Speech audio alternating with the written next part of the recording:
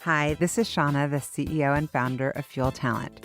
One of the things I have loved most in my 25-year recruiting career has always been the stories that people tell. Stories of leadership, career choices, company ideas, and team building. My inspiration for starting the What Fuels You podcast came from being curious about people's lives and wanting to help share their stories. What path brought them to this place? What decisions did they make that led to failures and successes? Who influenced those decisions, and what lessons were learned along the way? I hope you enjoy the What Fuels You podcast. Today's guest on the What Fuels You podcast is Jeremy Fain. Jeremy is the CEO and co-founder of Cognitiv. With over 20 years of interactive experience across agency, publisher, and ad tech management, Jeremy led North American accounts for Rubicon Project before founding Cognitiv. At Rubicon Project, Jeremy was responsible for global market success of over 400 media companies and 500 demand partners through real-time bidding, new product development, and other revenue strategies, ensuring interactive buyers and sellers could take full advantage of automated transactions. Prior to Rubicon Project, Jeremy served as Director of Network Solutions for CBS Interactive. With oversight of 30 million plus P&L, Jeremy was responsible for development, execution, and management of data-driven solutions across CBS Interactive's network of branding sites, including audience targeting, private exchange, and custom audience solutions. Prior to CBS, Jeremy served as Vice President of Industry Services for the IAB, where he shaped interactive industry policy standards and best practices, such as the first VAST standard and the Tc&Cs 3.0, by working on a daily basis with all of the major media companies, as well as all agency holding companies. Jeremy Fain attended Yale University, where he graduated with a BS in electrical engineering, and Columbia Business School, where he received his MBA. Welcome, Jeremy. So good to see you. Great to see you. Thanks for having me. Yeah, thank you so much for agreeing to do this. Okay, we're going to start with some rapid fire. Given you are in New York, I'm curious. I used to live there, but what's your favorite New York City restaurant right now? The place I eat the most is this place called Tang Pavilion. It's Shanghai food. I'm half Chinese. My family's from Shanghai, and so it's sort of a special type of Chinese food. So Tang Pavilion in Midtown. It's close to my house. Okay, love it. Okay, swimmer, are you backstroke, breaststroke, butterfly, or free? Sprint freestyle. As I like to say, all the glory, none of the work.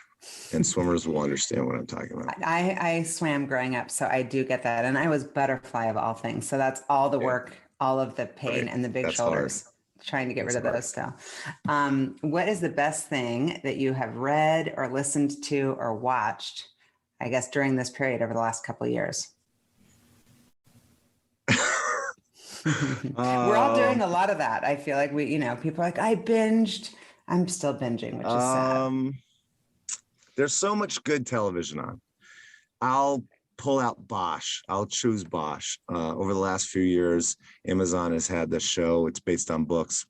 Tolliver, Welliver Tolliver, whatever his name is. He's great. So I've really liked Bosch on Amazon. It's a really good sort of cop drama set in LA.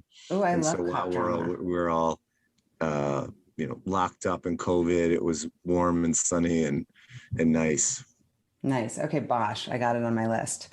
Is there a quote or a way of describing the way you live? My favorite quote is this quote that technically is from Arthur O'Shaughnessy in some poem that he wrote, but it was spoken by Willy Wonka in the original Chocolate Factory movie. And it goes something, I'll paraphrase it because it's a little early. It's, we are the music makers. We are the dreamers of dreams. And that is sort of what I think about life. I think that we're here to create, make interesting things, and have a great time.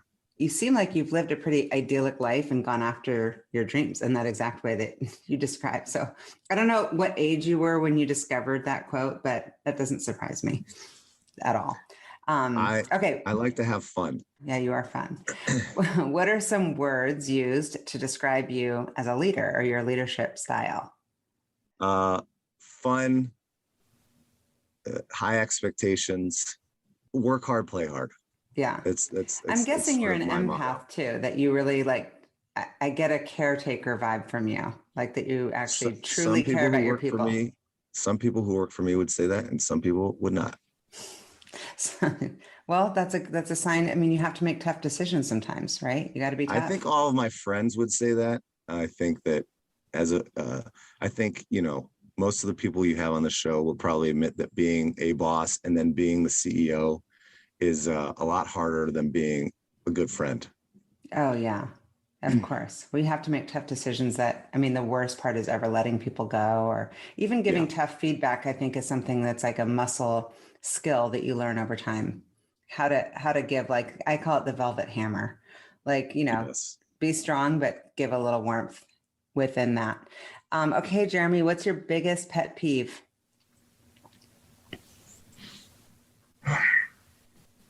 I'm a New Yorker, so slow walkers are pretty annoying. I don't know what to say about that. What do you think when you come to Seattle? So you've got your office in Bellevue. So like people walk slowly here and they stand at the stoplight, even when there's no cars. It drives me I'll crazy. say my biggest pet peeve in Bellevue is the length of the stoplights and the lack of ability to cross the street. It's walk ridiculous. Sign comes on every 4 minutes, and it is a huge waste of my time as a sort of native New Yorker now. I couldn't agree more. I'm not a native New Yorker, but I lived there, as you know, for many, many years. And when I moved back, people are like, stop, you're going to get hit. I'm like, there are no freaking cars. Right. Walk. I know. They just wait. There's nothing happening. And then it's green forever. Yeah. I'm curious about that. Is that nature versus nurture? Like, I think my nature is to be kind of impatient. And then you get nurtured. Like, do people just get conditioned to stand there? I don't get it. I agree.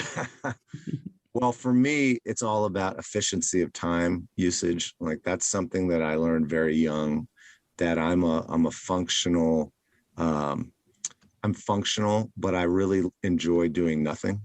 Yeah. But in order for me to do nothing, I need to get all of my stuff done. There's the functional side. I think we're very similar. Yeah. So I don't want to spend more time than it takes to get from point A to point B. Yeah. I'm not going to go slowly. I'm going to get there as quickly as I can. You were raised in Maryland, correct? I was raised in Maryland, in Silver Spring, Maryland, which is a pretty large suburb of Washington, D.C. So there's different parts of Maryland. There's Baltimore, there's Western Maryland, but I'm part of the D.C. metro area. Yeah. Tell me about your childhood. I know that you got into technology at a young age and went to a STEM school, but is that something that's common there, or your parents kind of pushed you, and who was guiding you through all of this? So I'll give full credit to my mother to where I have sort of turned out from an education perspective and all that. I mean, she, we're very lucky to have parents who are involved in our educational process. A lot of people don't have that luxury.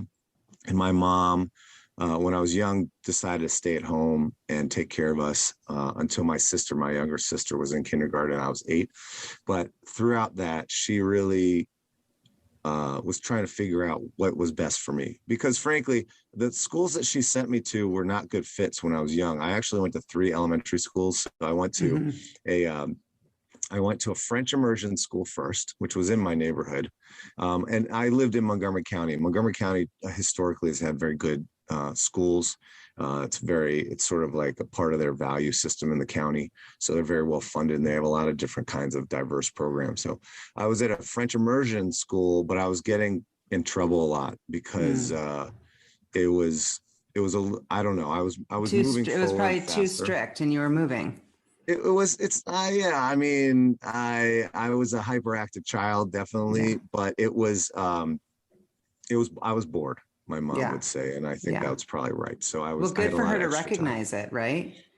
Yeah. So she got me into a different school that was not French immersion. I joked that she made me move because I could speak French fluently, but I couldn't speak English, so, because back then those immersions. Do you still speak French?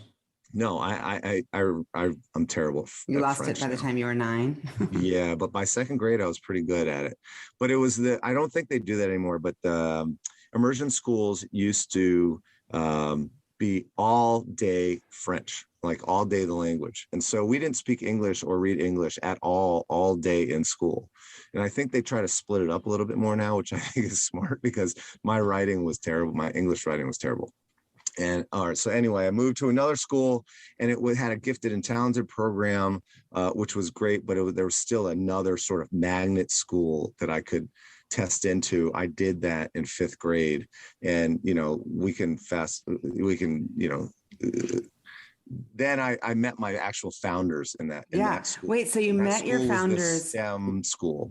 So you met your 2 founders in 5th grade, both of your co-founders, Aaron and Mark.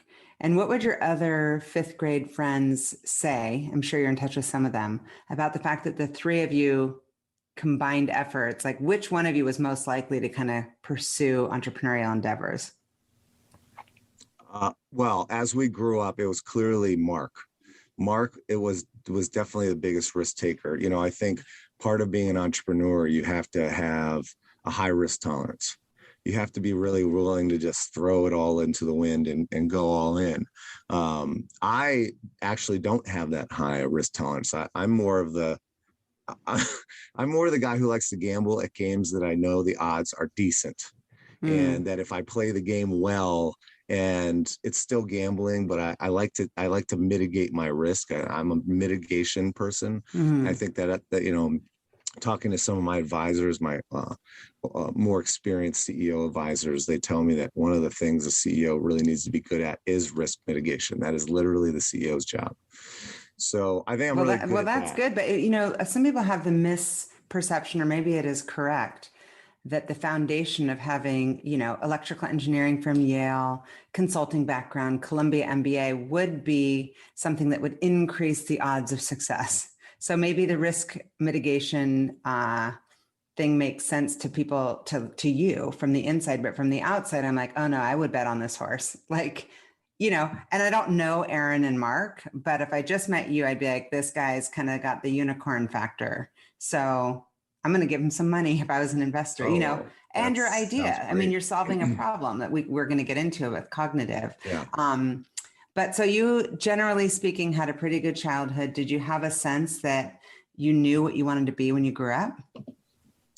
Yeah. So the funny story is that Aaron, Mark, and we met in 5th grade, and thanks to my mom getting me into the school, which fed into the magnet middle school, which fed into the magnet high school. And this was in Montgomery County, this high school called Montgomery Blair High School, and it has a magnet inside the high school. And it was just 100 of the highest math and science scores in the county. And we were all together and we all went through. And then, so if you asked actually some of our friends who are also our investors, because they've all grown up and done other things, I think that they wouldn't be that surprised that the 3 of us are doing something together, because we're pretty good friends. And we actually talked about starting a company way back in the day. But I think I love that. Yeah, because Aaron went to Stanford. I went to Yale. Mark had 3 scholarships to Maryland. It was sort of like, oh, we're going to college. See you later. Yeah. And we're all going to college for different reasons. I was going to swim and be an electrical engineer. And because we'd all done coding forever. We're all coders. Mark really loved coding.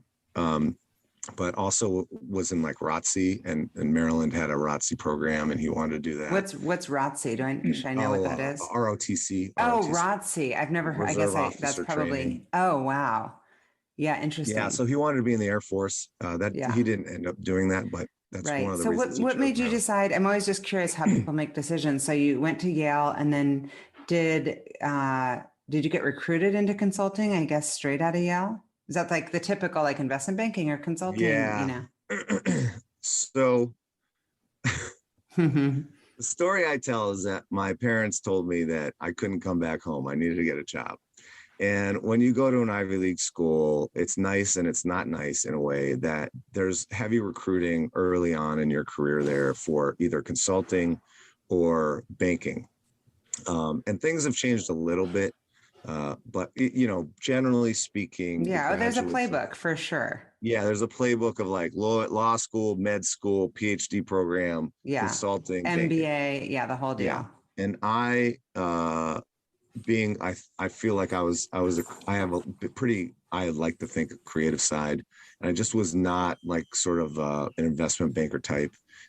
Doing the same thing over and over again was not that interesting to me. I really enjoyed consulting. So my junior year, between junior and senior year, my rising senior summer, I got a job consulting with PricewaterhouseCoopers Consulting, and which at the time was I sort of IT consulting, but this was the Yeah, I beginning was of going the to say, at internet. This least you was got to consult into IT versus like, some other industry. Yeah, so this was the beginning, really the beginning of the commercial internet was like 1995, 96. So this was right when companies needed advice understanding the internet. And that's really the beginning of my career, was Yeah. helping blue chip companies understand the internet. And that's something that I got to learn at Blair because we're inside the Beltway, and our program was integrated with the internet before the internet became public, with NIH and Army Research Labs, where I did my science project and things like that.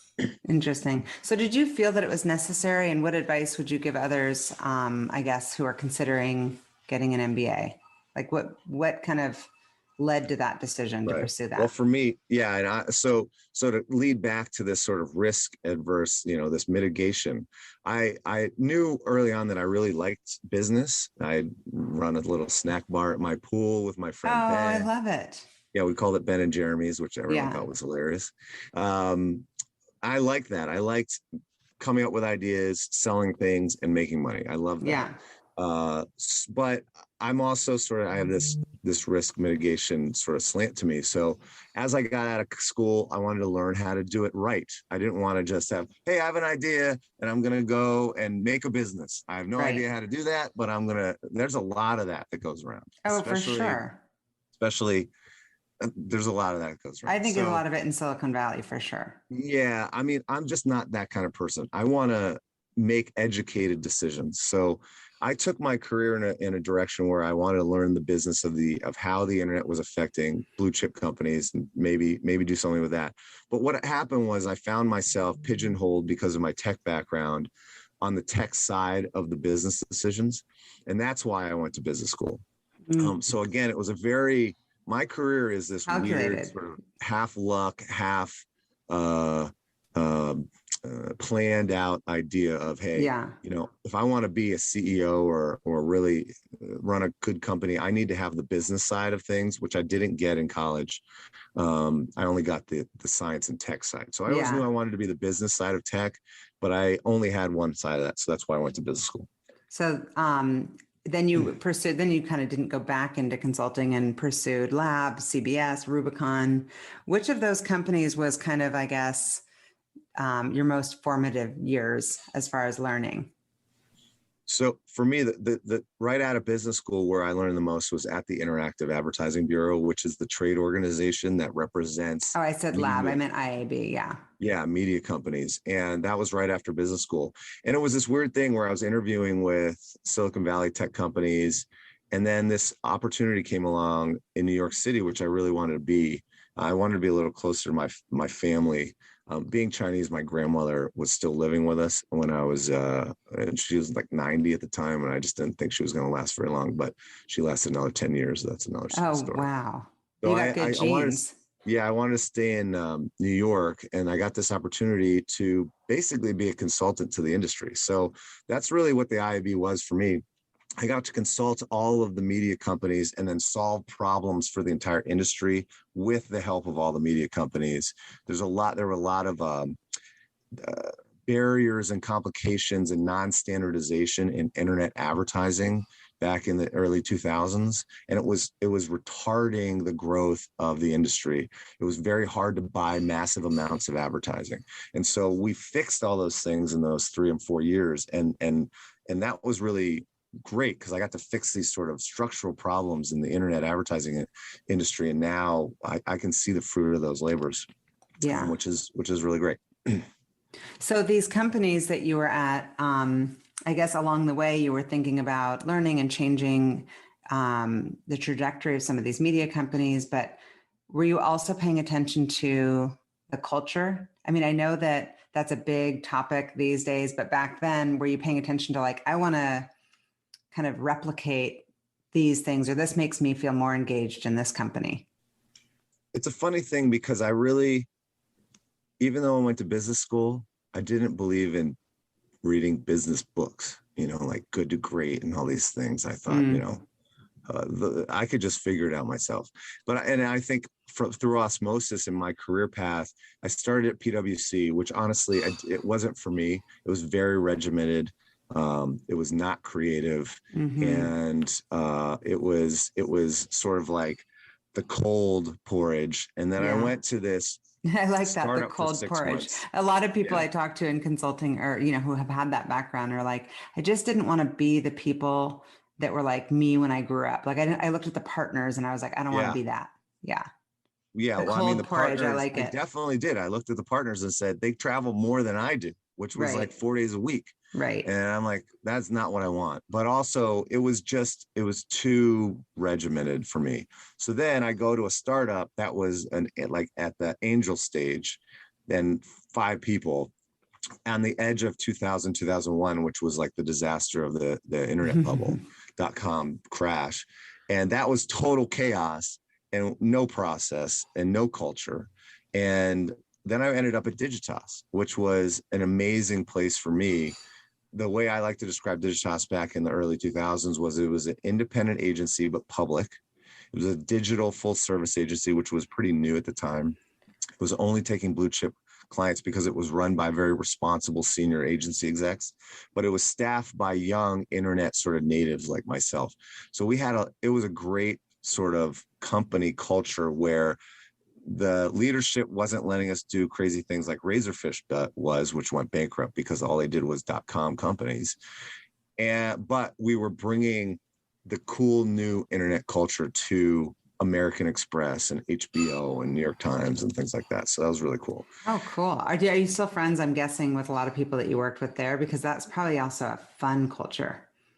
Yeah, we had a great time, and it was a really good culture. Now, as a leader, though, and with an ability to create culture, I did not really understand that until I got to Rubicon Project, where I was given the reins of 3 separate teams that needed to come together. And it was a very sort of chaotic culture at the time. It was a startup that had been very successful, but had grown. It was still operating like a startup, but it was 150 people. I get that. Almost a global company. So that was an interesting challenge for me because I was actually brought in to sort of take that level of maturity up and organize it and take it into a sort of just a more mature state. And up until that point, I hadn't run that many people as a manager. And I had a really hard time of it. It was really hard. We had a really sort of tough culture between the teams. They didn't like each other. And I actually had to read business books. I was like, I actually have no idea what I'm doing. And from that, I really gained a better understanding of how important culture was, what culture I wanted the group to be, and to sort of set that forward. How would you define that, Jeremy? Like when you say you wanted to set the culture, what was your like North Star? What book, I guess, helped? The books that are honestly the older books like Good to Great were really pretty formative because they really talk about high performance teams. I mean, ultimately, that's what almost all, in my opinion, good business books are about. How do you get the most and the best out of your people? And it's not working them the hardest, and it's not, it's not these things that were the old school way of doing business. It's give them, actually, one of the other things about culture was the Netflix the case PowerPoint study presentation. That they put out, that they made public, that was basically like, hey, we have a culture. If you don't like this culture, well, thank you very much. Here's your severance. You're great, but you're just not right for us.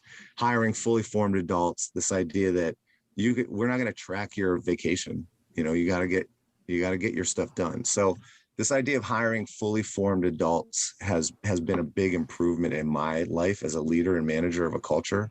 Because once you get fully formed adults in who are able to take care of themselves, and you're not supposed to be looking over their shoulder every day, Right. you get a lot more creativity, you get a lot more productivity, you get a lot more happy people.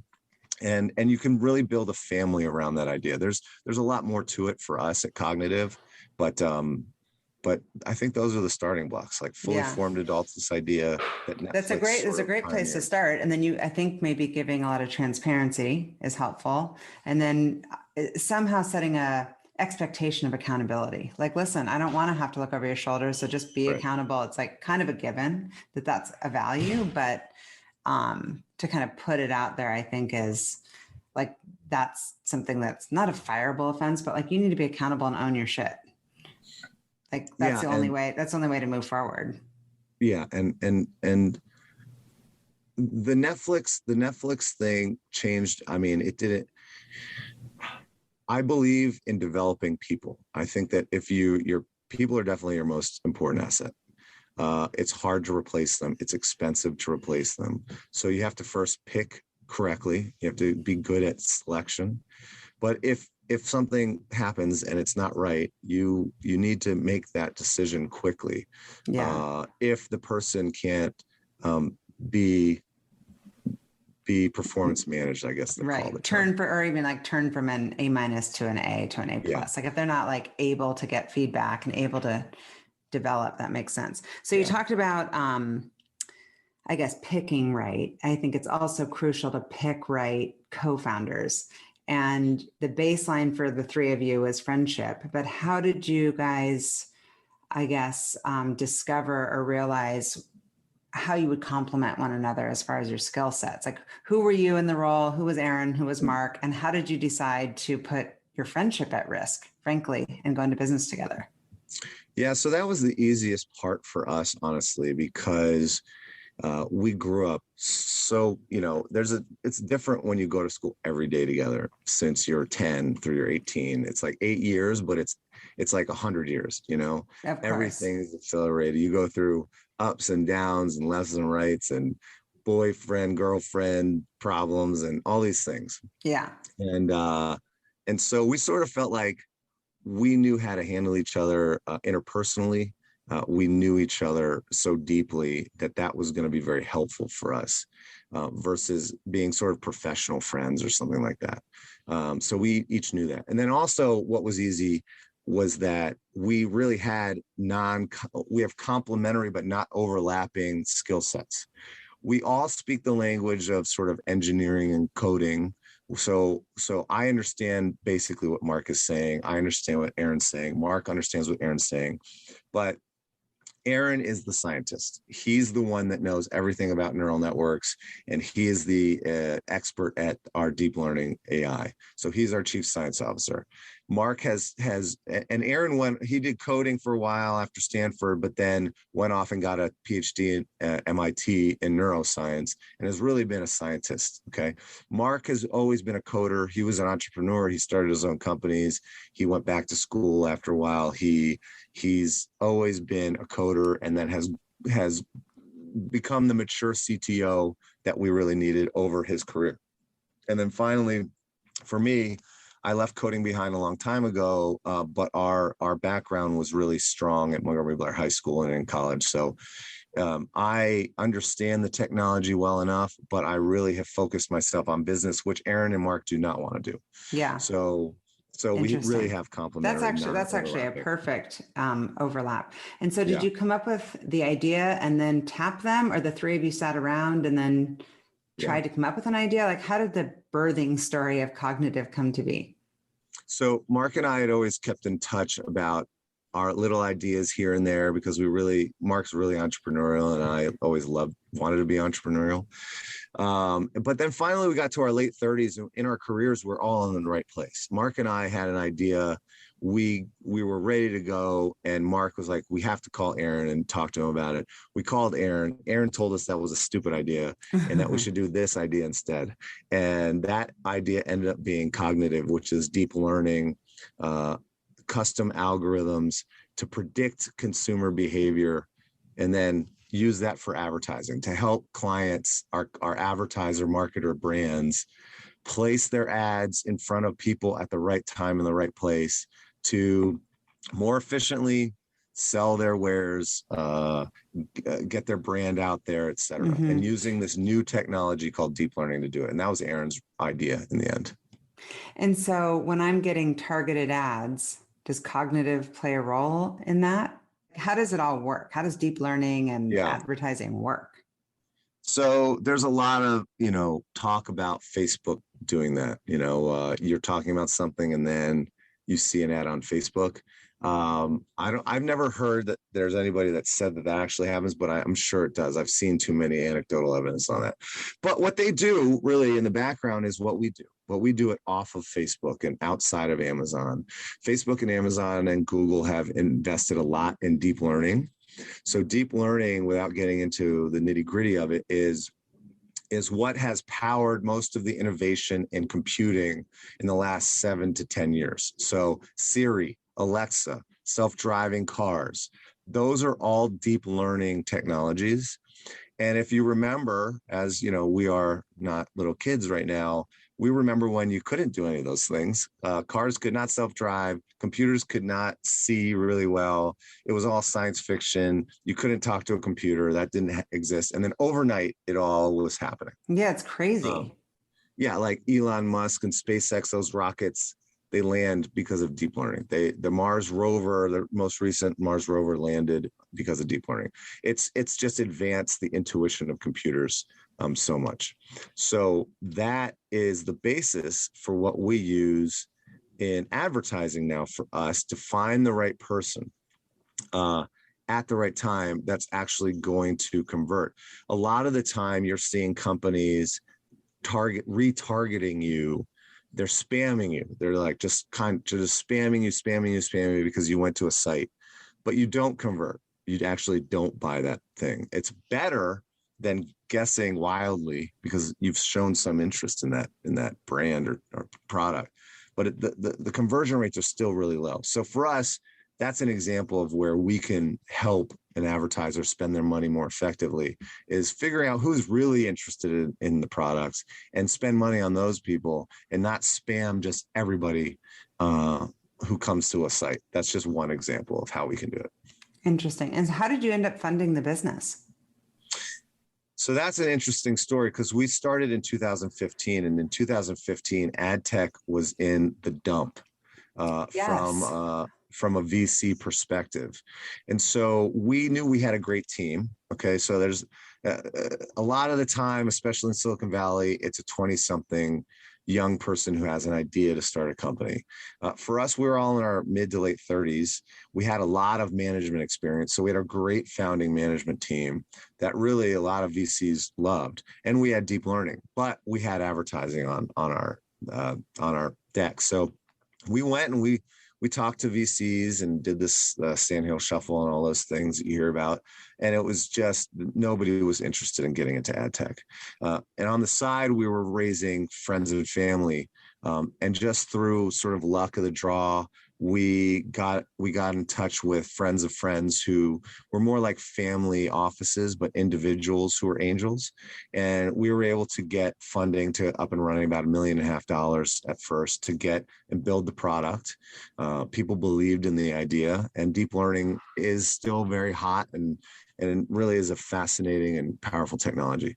Then finally, over the years, a small number of our angel investors were able to give us the funding to keep going until we were making a significant amount of revenue. And then we haven't taken any VC money at all. Aren't you glad? Like everything happens for a reason.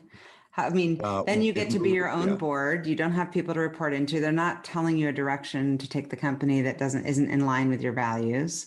There's so many reasons to be happy that happened.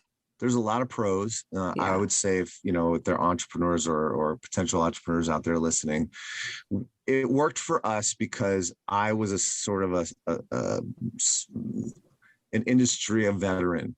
And I knew a lot of people already in our industry, and I understood the business, and we were veterans at the idea of business. I'd run pretty big teams with pretty big budgets, P&Ls and things like that. I did have my business degree. I had sort of all that skill set that I could get the company going and make good decisions. I had some nice advisors, which were really helpful.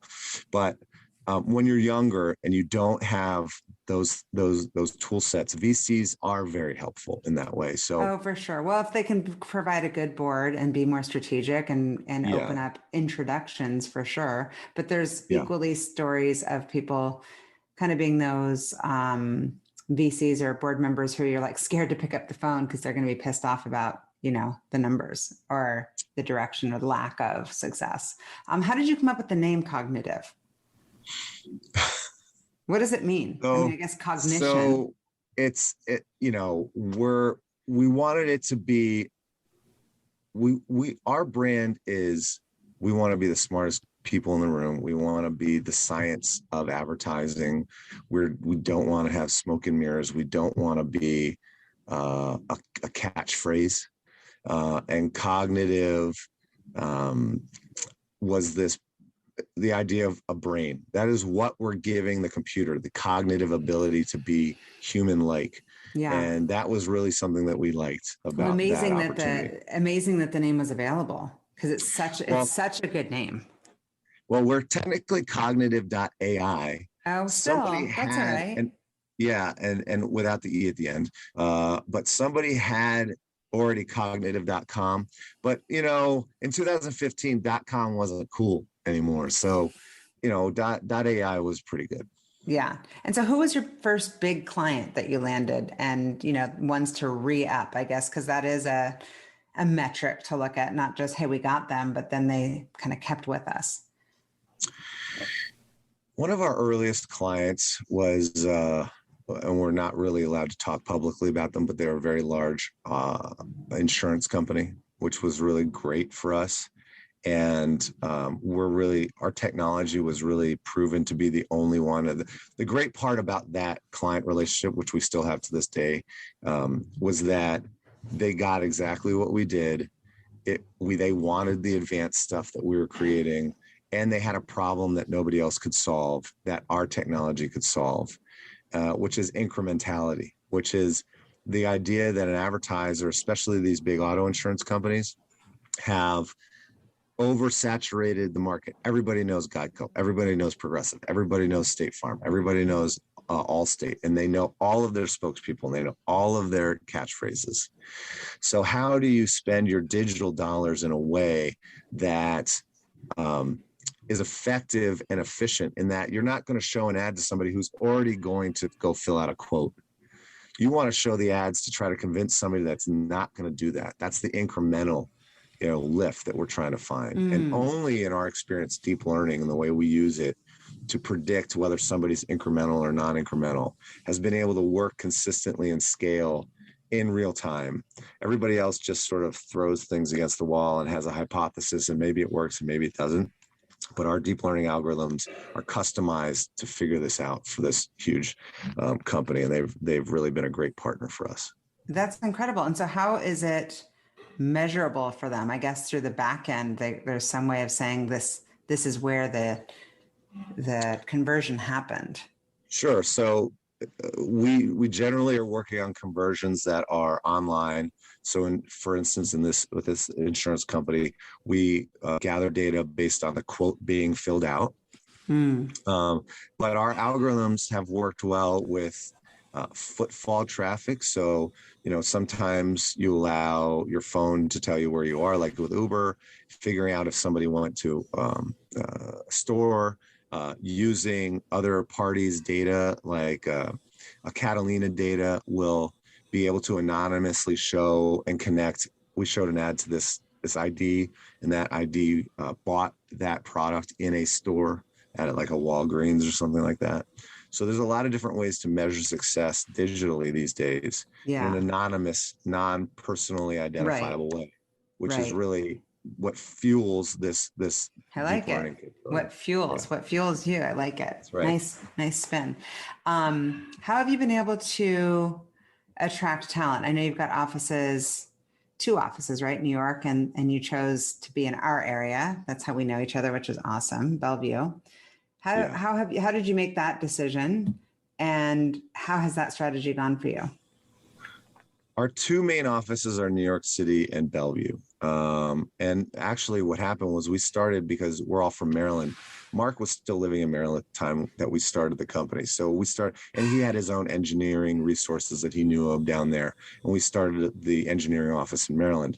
In the end, though, the talent that we needed to recruit, especially on the science and engineering side, we couldn't scale there. We had a hard time. We worked with recruitment firms and things like that. And we weren't getting the skill set we needed. One of our employees, who was also a high school friend of Mark's, a college friend of Mark's, was already working for us remotely in Bellevue.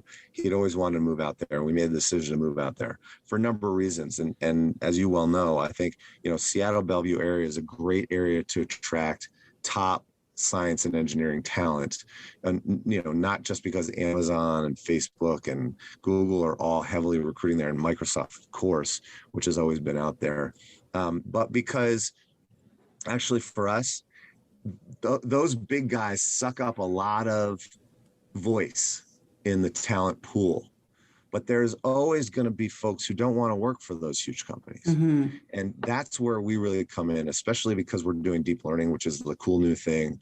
There's a lot of interest for us. We've always been able to get pretty good talent through Fuel, of course, and just our own sort of network of people that we've hired that we really, really enjoy. And they really enjoy the Seattle area. So we're not looking at people who are going to move to New York or Silicon Valley or whatever. They really are there because they like being in Seattle area for the outdoors pieces, for the lifestyle. And so we really like not for the drivers, not for the sidewalks. Yeah, right. Yes, no, there's a lot of reasons to love Seattle, but how has it been for your team and for your company as far as engagement and remote work and even just revenues during COVID?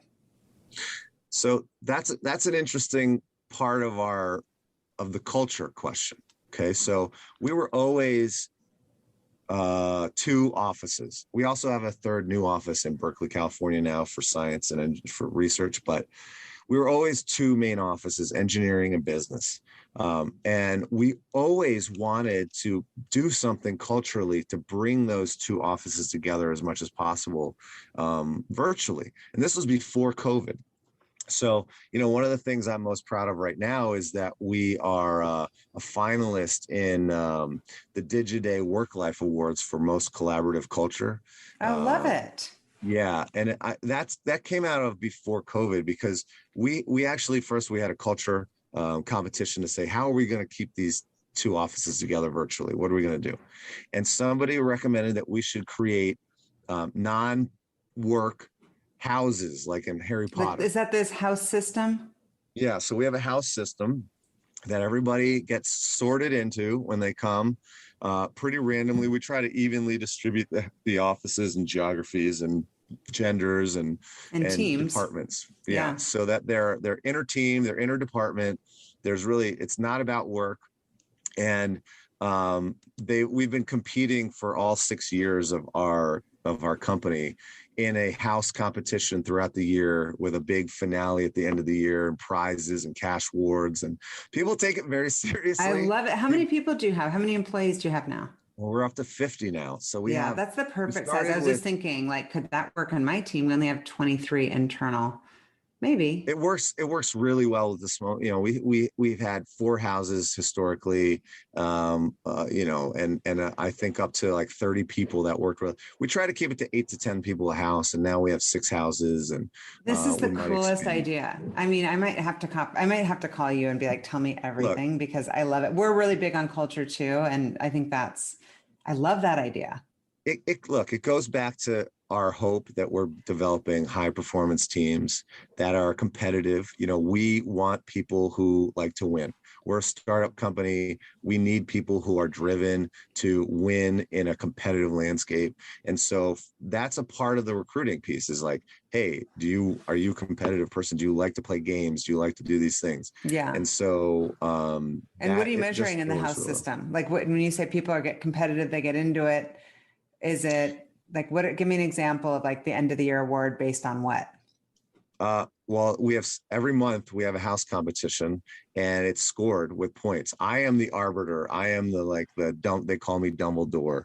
I don't participate in any of the houses, but Mark leads one, Aaron leads one. We generally have one of our senior leaders lead one. That's actually part of our management. We have a lot of management training too, because we want all of our managers to be high performance managers, but also be very good at giving feedback and identifying whether people are going to be stars or are not good fits quickly, able to give the feedback and all that, but also being able to be leaders without a true mandate, right? Like there's one thing that you learn from a lot of these books is that you can be given a title and everyone will follow your directions, but it doesn't mean you're a leader.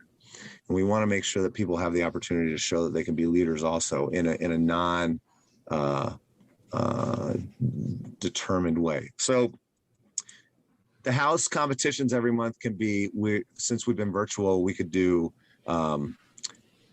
remote escape rooms. We do trivia competitions. We just did one where I asked them to alter and create a fake origin story for the company. They all know this origin story of Mark, Aaron, and I, and there's a little part in there where we go to our local deli in Silver Spring and we have sandwiches, and that's sort of like the lore that we like to tell, which is true. But they had the opportunity, each team will go off and write a 2-page story about the real origin of Cognitiv. So we just like to keep it fun and light and easy. It's only about an hour and a half a month. But what's happened over COVID is that we started having them spend half an hour a week together outside of any work related stuff. But during the day, half-hour coffee just to hang out and talk. And connecting all of our people across teams that way has just been better for communication. A lot of our competition is about effective communication. Like, there's this thing called beat the bomb, and one person has to give you an instruction, another person has to follow the instruction. There's all these ways that we try to create really good. I want to cut, paste, and just copy it. I absolutely love this. And I hope people, no, but I hope people are listening to this that are considering working at Cognitiv, because obviously I know your business, I know you, but through this podcast, I'm like, I want to work there. It actually sounds like an incredible place to work and an incredible foundational leadership team. I'm glad that I'm having you on the podcast, because I feel like I'm learning more. I'm going to go back to my team and be like, recruit even harder for Cognitiv. Everybody should want to work there. I love it because I want everyone to be productive and really good. But on the other side of it, from a pure business perspective, I need people to stay. And I need people to be productive and get us over that goal line. Yeah. And we do not have turnover. We do not have a turnover I've not heard about any real turnover at all. Yeah. So that makes sense to me. And so how are you setting yourself up for a good week? Do you have rituals in your life around, I guess, productivity or even deep thinking time or relaxation time? I'm one of those people who is always on. Even though I said I started this, hey, I like to do nothing. I do. And I think that is, if there's any ritual for me, if things have gotten, a friend of mine just asked me the other day, she's the CEO of a really new startup, like 2 or 3 people. And when you're a startup of a small company like that, you have 6 jobs. I mean, all the jobs that the other people are not doing, you're doing. So, you're the HR person, your finance, you're the strategy, everything. Your product. Of course. Sometimes you're a recruiter, your fundraiser. Yeah. And you have to switch between those roles instantly all day long. And that can be really hard and really tiring. So it's definitely important for me to have downtime on the weekends to, not do work. I'm always available to answer a question or to think about something quickly, but I really do try to take my downtime on the weekends. And then during the week, I'm where I need to be doing what I need to do. Yeah. And so the ultimate question for you is, what fuels you? I'm a competitive person. I like interesting challenges, and I like solving problems. I am an engineer at heart. Even though I probably would have enjoyed college more if I was a history major or poli-sci like my father. But I really am an engineer at heart. I like to solve problems. That is that is an annoyance sometimes with my friends when they have a problem. I just tell them what I think the solution is, and they don't want to hear that, you know? Yeah, they're like, I just want you to sit there and listen. That's a very hard thing to do. Yeah, but I love that drives me. You give me a problem, I love figuring out the answer to it. Thank you for listening to the What Fuels You podcast. Be sure to subscribe, rate, and review on iTunes, Google Podcasts, or Spotify, and follow us on social media to keep up with the latest news and episodes. You can also contact us at podcast@fueltalent.com to provide feedback, ask questions, and share topics or guests you would like us to cover in the future. We hope you feel inspired by our guests and that we have helped fuel your day. Join us next time for another episode of What Fuels You.